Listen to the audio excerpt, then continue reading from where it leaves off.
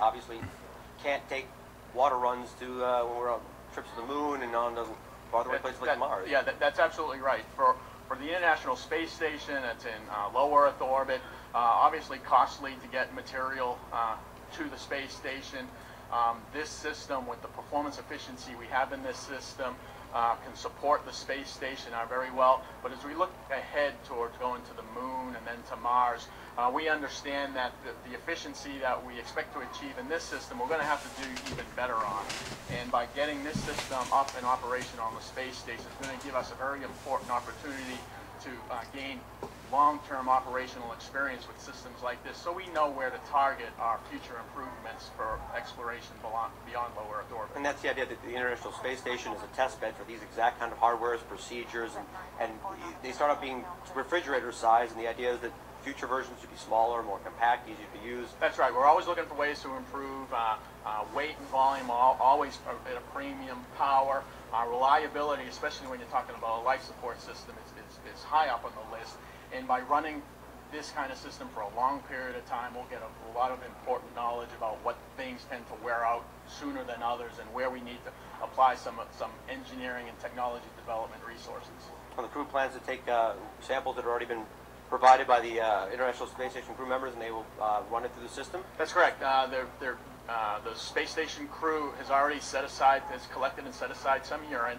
That urine will serve as the initial testing fluid for this system. Once the system is installed on orbit during this mission, it'll be activated.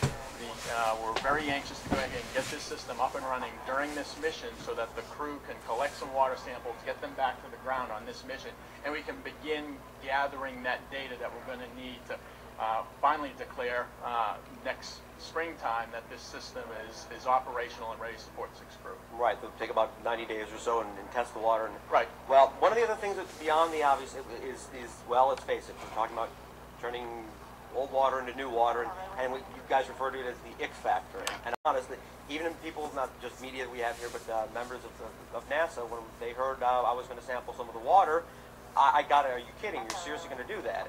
And that's a psychological thing you have to overcome. Sure, and we fully expected that back in the earliest days when we were going about conceiving a system like this.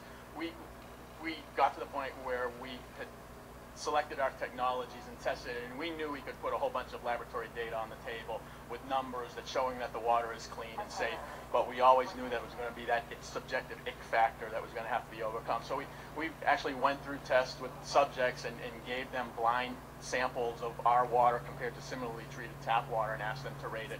And we could never find any statistical meaningful difference in the rating of that water compared to other water. Well, and it doesn't actually, and I'll say, this is actually a sample that you guys have collected from the fine folks at the Marshall Space Flight Center. Yeah, some of me is in there, I think. Well, I really didn't need to know that. It doesn't actually help when you have on the bottle it says we use only the finest ingredients: urine, perspiration, food vapors, bath water, simulated animal waste, and a touch of iodine. Yeah, everything we could throw at it, we threw at it, and there it is. There's the product. There it is. A little bit of you, and that's great. Well, with no disrespect to Mr. Armstrong, this is one small sip for me and one giant leap of faith for my mind. Cheers.